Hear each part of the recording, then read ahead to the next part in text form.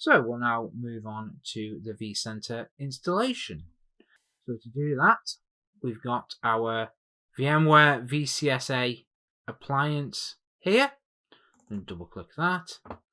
VCSA UI installer, so UI user interface as opposed to the command line installer. Win32 because I'm on a Windows machine, and then installer.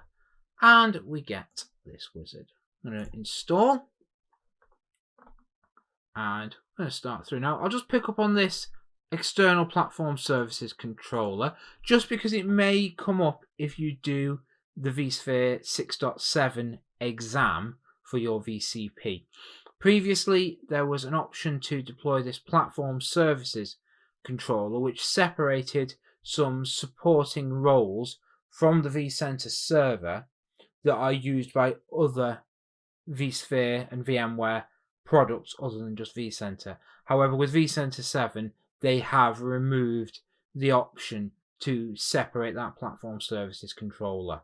So vSphere 7 platform services controller is deprecated. However, if you are doing the vSphere 6.7 exam, that may come up.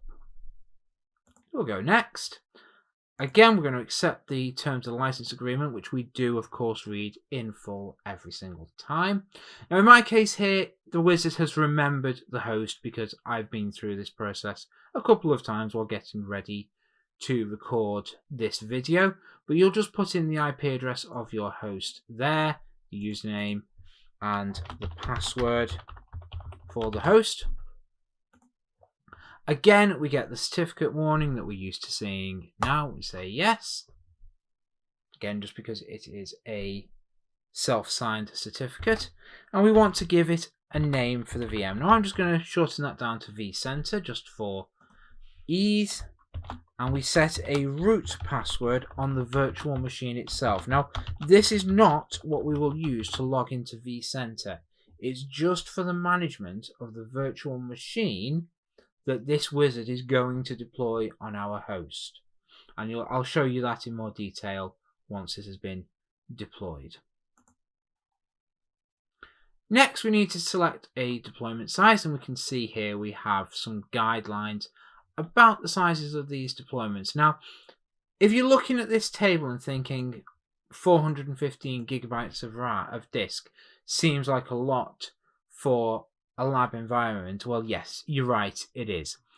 The vSphere vCentre Server Appliance contains a lot of empty space for storing logs and databases. So when we deploy this, it's probably not going to be much more than 20 gigabytes on the hard drive. So if you're looking at this and thinking, how am I going to get that space together in a lab environment, don't worry too much, because on the next screen, we're going to tell it to deploy in thin disk mode. So we won't need the full 415 gigabytes.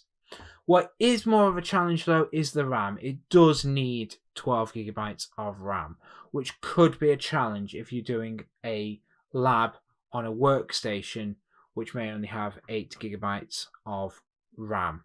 Unfortunately, not a lot you can do about that. You do need to have something with at least about 12 gigabytes of RAM. We'll go next. There's the data store that we created, and here's this thin disk mode I mentioned. Now, it's unticked by default. I'm going to make sure it is ticked.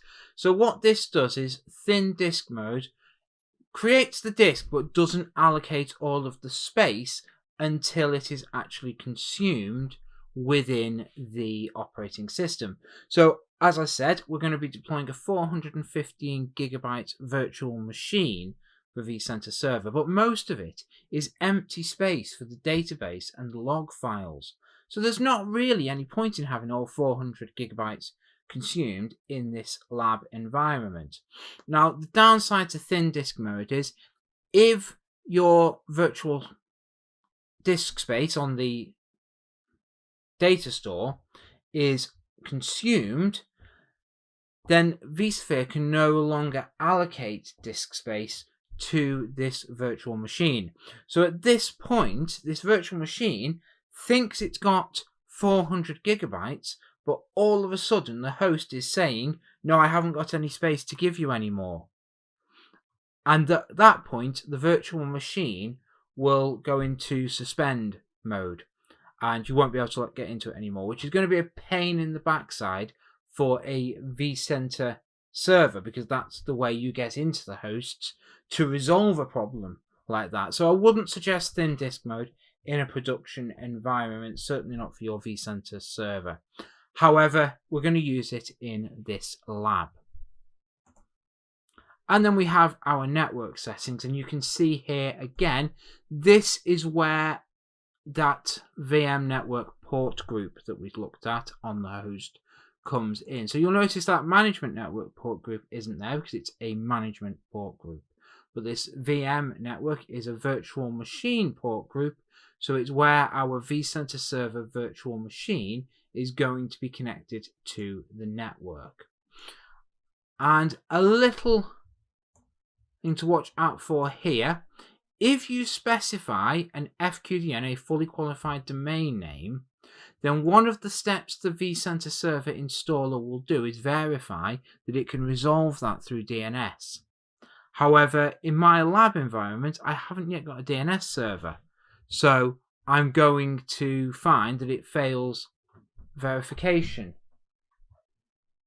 So what we will want to do is leave that blank, so it uses the local host name, which will resolve. By the way, I do have DNS, but it's going out through a public DNS server, so we can't register the name vcentre.lab.local. So I'm going to leave that as blank.